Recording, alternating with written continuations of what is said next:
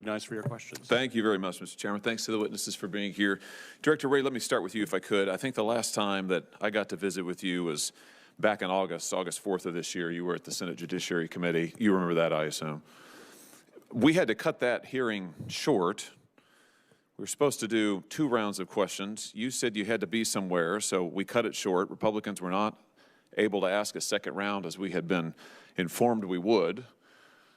The press reported shortly thereafter that the reason that the hearing had to be cut short is because you were flying on a Gulfstream jet for a personal vacation in the Adirondacks. Please tell me that's not accurate.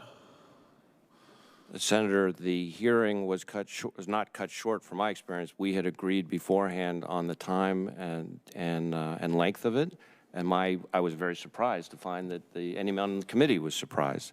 As to how I fly, I am required, not only permitted, but required to fly on an FBI plane wherever I go. That's so you were going on vacation?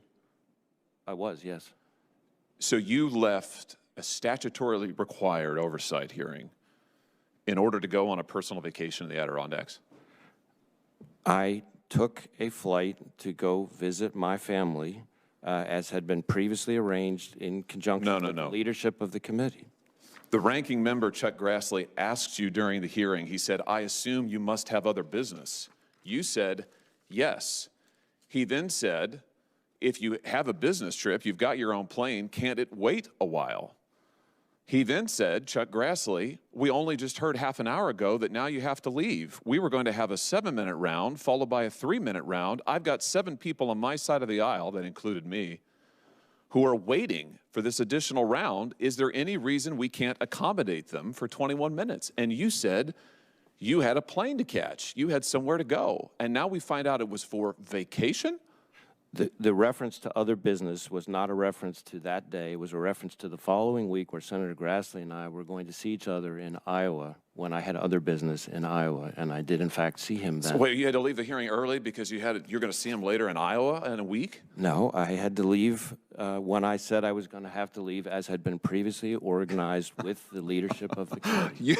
You left an oversight hearing before the Senate Judiciary Committee required by statute so you could vacation with your family. I find that absolutely unbelievable and, frankly, indefensible. Now, is it your practice to use government planes? You say you do this all the time. You flew in a Gulfstream 550, I think, that was originally purchased for counterterrorism purposes. You were using it to go to, what is it, Saranac Lake? Is that how I say it? I've never been there. Is that the right pronunciation? Saranac Lake? That was your destination? Yes. So, did you enjoy the flight? I mean, did you pay for it? Yes, I paid for it. Will you turn over all receipts and reimbursement to this committee? Senator, we will be happy to comply with oversight requests related to the use of the plane, as I said, and it's important for people to understand. Why don't you just give me a yes? Will you turn over the receipts for your flight? I will turn over the information related to my use of the plane.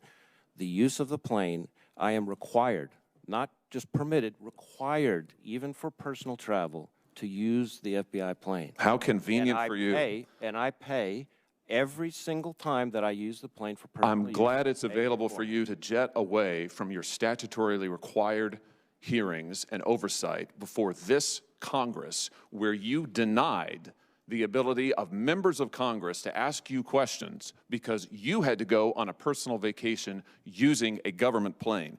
Let's just look at some of the things while you've been vacationing that your FBI has been doing. According to numerous whistleblowers who have come forward to members of this body, to members of the House, the FBI has been sending more than, in one instance, a dozen armed agents to a rural Pennsylvania home of a Catholic pro-life demonstrator to arrest him at gunpoint in front of his children in early morning hours, despite the fact that he posed no risk of violence or threat and had previously offered to turn himself in. Numerous whistleblowers, field agents, have alleged that D.C., your headquarters, has pulled them off working on child sex abuse cases, working on human trafficking cases, in order to work on January 6th matters for this reason, to give the appearance, they say, that there are hundreds of new domestic terrorism cases in the country, when in fact there are not. Whistleblowers, field agents have also said that D.C. has ordered the use of SWAT teams on nonviolent suspects who may have attended a January 6th rally, and They have been ordered to conduct surveillance and knock on doors of people who were not even in D.C. on January 6th. And again, all of this, according to the whistleblowers, these are your agents, all of this in order to make it look as if there's a mass surge in domestic terrorism all across the country, when in fact, the stats are being padded by political directive in your office. They also say, these whistleblowers, the D.C. leadership deliberately suppressed investigations into Hunter Biden, contrary to FBI procedure, and have also retaliated against FBI agents and whistleblowers who have contacted Congress, which, by the way, they are protected by statute to do so. This is what's happening at your FBI while you are evading oversight hearings. Mr. Director, do you think you're still up to this job? I absolutely think I'm still up to this job, and I think our workforce feels the same way. Well, I don't. And frankly, I think you should have been gone a long time ago. And given your behavior recently, I think it only makes it more clear. Are there any travel plans today that we should be aware of that you have? We're supposed to have a second round. Will you be here for that? Yes. Thank you, Mr. Chairman. Thank you, Senator Hawley. Senator Rosen, you're recognized for your questions.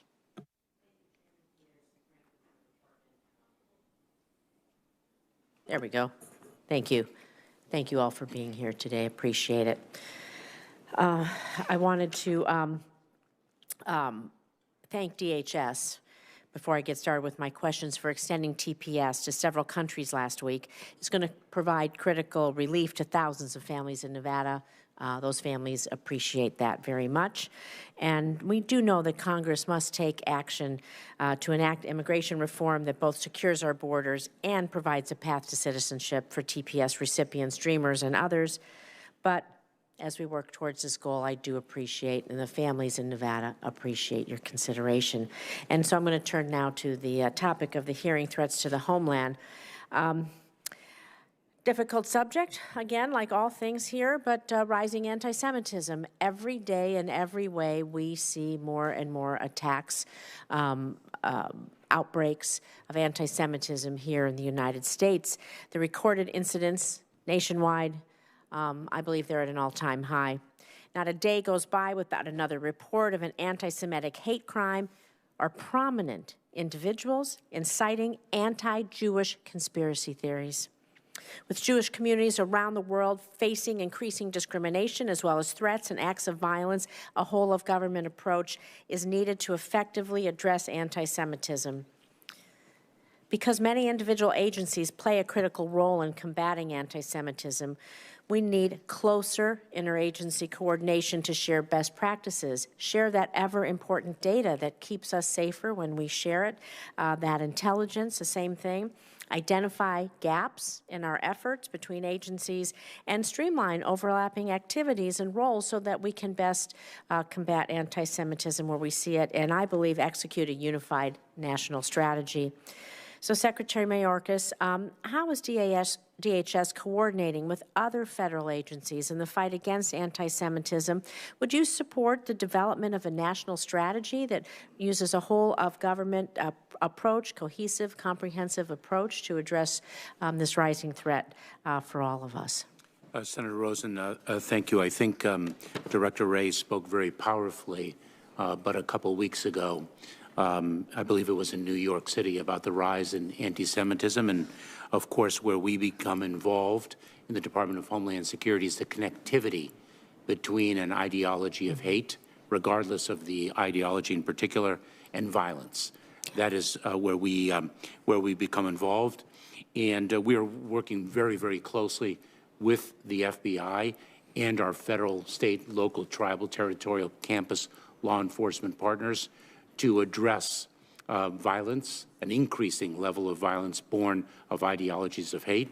And quite clearly, anti-Semitism is one of the rising ones, and it was at a high level to begin with. We are very grateful for your and this committee's support of the Nonprofit Security Grant Program.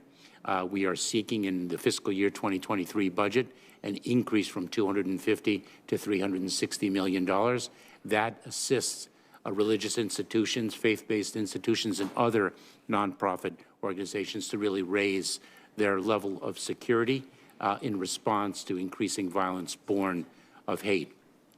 The FBI and the Department of Homeland Security have published an unprecedented number of alerts and bulletins to our local state law enforcement personnel about an increasing threat level born of ideologies of hate. So you would support a national strategy to combat anti-Semitism?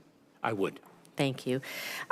Director Wray, I want to move over to you because I know that the FBI, as you've stated, found anti-Semitic hate crimes rose by 6% in 2020. It represents the highest total in 12 years. It constitutes 60% of all incidents based on religion. And in your estimation, your research and data, what it's telling you, what is driving this alarming trend? How is the FBI working with communities, state and local law enforcement, again, to be sure we're coordinating, and would you support a national strategy to combat anti-Semitism? Well, taking the last part first, certainly I would support a national strategy.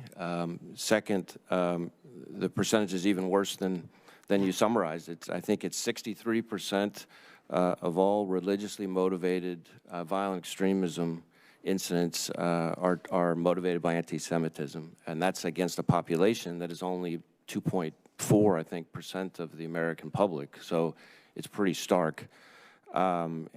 And from our perspective, we see the Jewish community getting it from all sides, which may contribute to what's driving it, because not only have they long been a target of foreign terrorist organizations, and we've disrupted attacks by foreign terrorist organizations and foreign-inspired violent extremists against synagogues, for example. But then in addition to that, they're, of course, the target of domestic violent extremists. And as you may remember, we've disrupted an attempt to blow up a synagogue in the Las Vegas area just a couple of years ago, for example. So we're trying to tackle it both through the domestic terrorism lens, through our joint terrorism task forces, and through the hate crime lens through our civil rights program. And we created a domestic terrorism hate crimes fusion cell, which brings those two things together to ensure that we're pushing out information to our partners, whether it's at DHS or state local law enforcement or the community, and particularly the Jewish community, to be better able to anticipate what might be coming and prevent attacks.